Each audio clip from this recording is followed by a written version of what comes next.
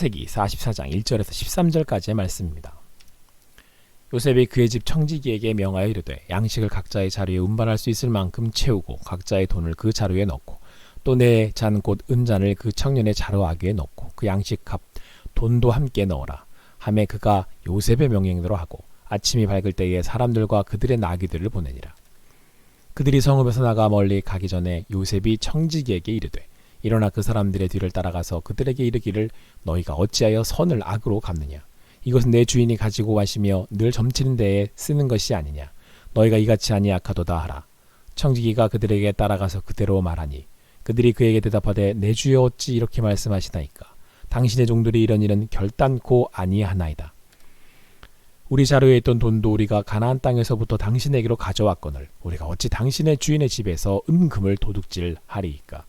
당신의 종들 중 누구에게서 발견되는지 그는 죽을 것이요 우리는 내 주의 종들이 되리이다. 그가 이르되 그러면 너희의 말과 같이 하리라. 그것이 누구에게서든지 발견되면 그는 내게 종이 될 것이요 너희는 죄가 없으리라. 그들이 각각 급히 자루를 땅에 내려놓고 자루를 각기 푸니 그가 나이 많은 자에게서부터 시작하여 나이 적은 자에게까지 조사하매 그 잔이 베냐민의 자루에서 발견된지라. 그들이 옷을 찢고 각기 짐을 나귀에 싣고 성으로 돌아가니라. 오늘 말씀 창세기 44장 1절에서 13절까지의 말씀을 통해서 시험이 계속되는 이유라는 제목으로 주님 주신 일 함께 하도록 하겠습니다. 바로의 그 총리가 된 요셉이 애굽의 총리가 된 요셉이 이제 시몬을 포로로 잡고 이제 막내 아우를 데려오라고 그의 형님들에게 요구합니다. 결국 야곱은 누구보다 더욱 사랑했던 베냐민을 보내야 했습니다. 그는 하나님이 가져가시면 잃겠다는 그런 마음으로 자신과도 같은 막내 베냐민을 내어놓았던 것입니다. 자, 그래서 요셉은 형님들이 데리고 온 베냐민을 이제 만나게 되죠. 너무도 기쁘고 감정이 복받쳐서 요셉은 홀로 눈물을 흘립니다.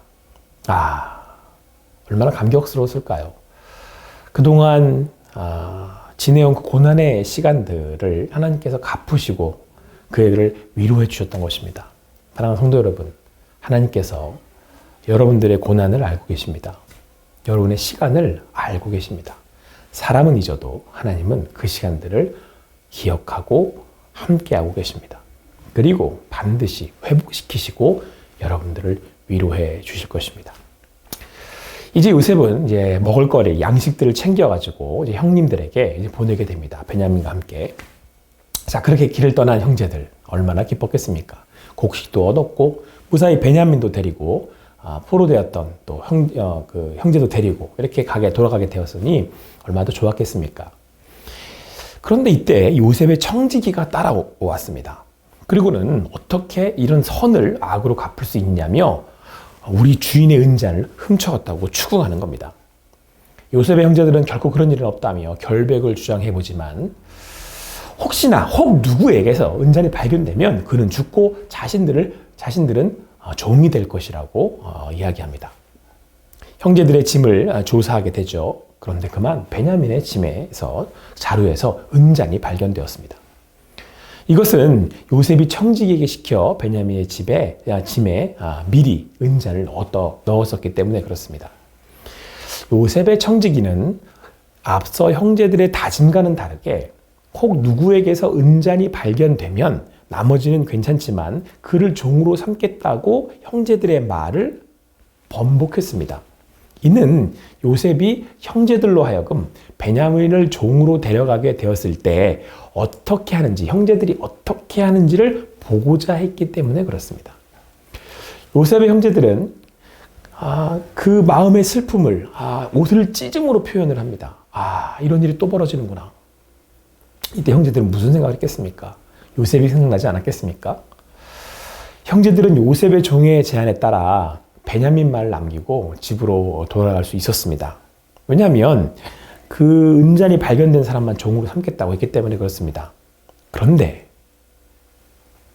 요셉의 형제들은 베냐민과 함께 요셉에게로 돌아갑니다. 자, 바로 여기에 요셉의 의도가 숨겨져 있습니다.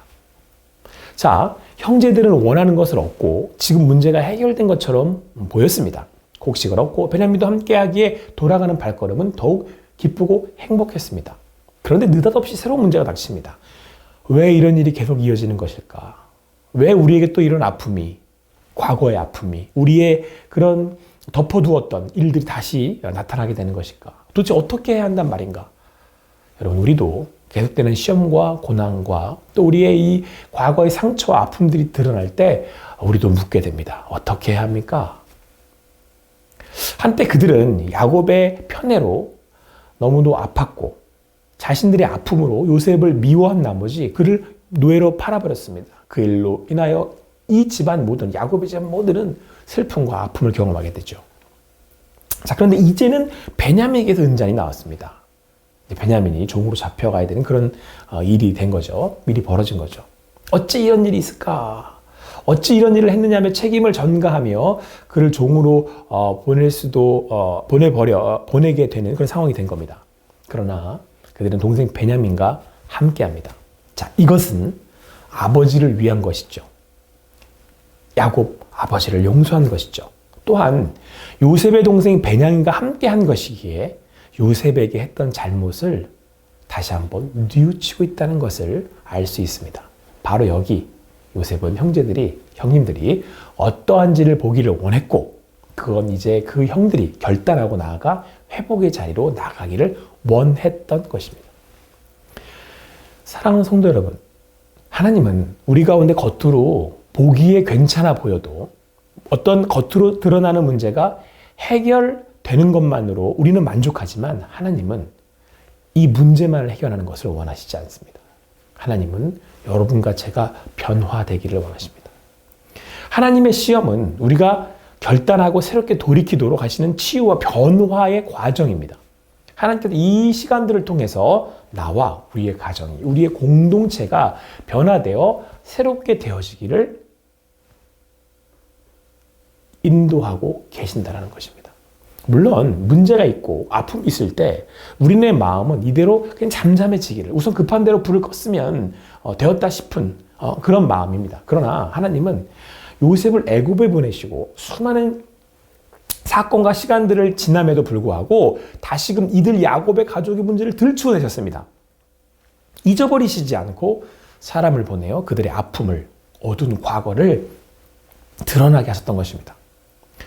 이처럼 우리에게 계속되는 시험이 오는 이유, 하나님이 그것을 드러내게 하시는 이유, 오늘 성경의 말씀처럼 나뿐 아니라 야곱뿐 아니라 야곱의 가족이, 야곱의 아들들이 그 공동체에 있던 문제가 드러나 고쳐지고 회복되기를 원하신다라고 하는 사실입니다. 형제들이 청지기의 말대로, 요셉의 청지기의 말대로 다시 베냐민을 종으로 그냥 보내버렸다면 그들은 돌아가 야곱에게 또한 영원한 다시 한번 또 상처를 주고 말았을 것입니다.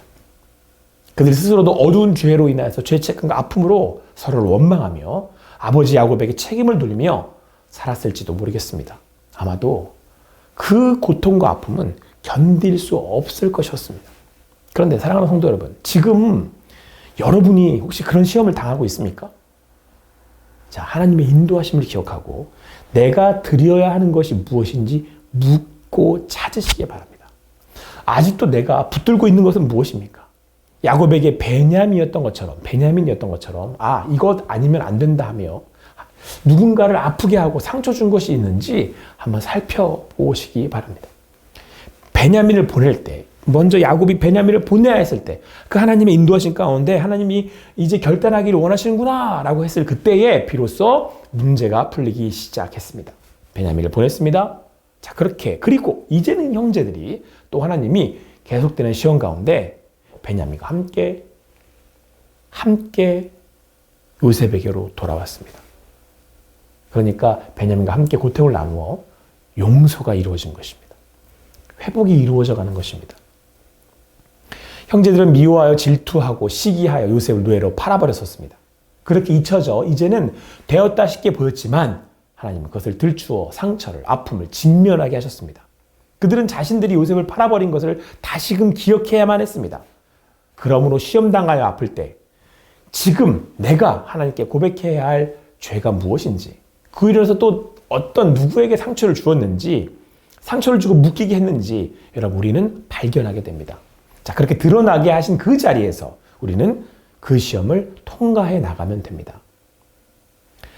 요셉의 계획으로 형들은 다시금 베냐민과 돌아와야 했습니다. 이것은 요셉의 의도였지만 하나님이 그들을 다시금 돌리신 겁니다. 하나님께서 야곱을 그리고 그 아들들을 만지시고 온전하게 하시고 계셨기 때문에 그렇습니다. 바로 여기에 우리가 지금의 어려움에도 나아갈 수 있는 이유가 있습니다. 우리가 엎드러져도 넘어져도 우리가 다시 일어날 수 있는 이유가 여기 있습니다. 바로 나를 변화시키시고 인도하시는 분이 하나님이시기 때문에 그렇습니다. 그렇게 하나님께서 우리를 인도하셔서 하나님의 사람으로 빚어가시고 계시기 때문에 그렇습니다. 지금도 앞으로도 계속해서 우리를 회복시키기를 원하시기 때문에 그렇습니다.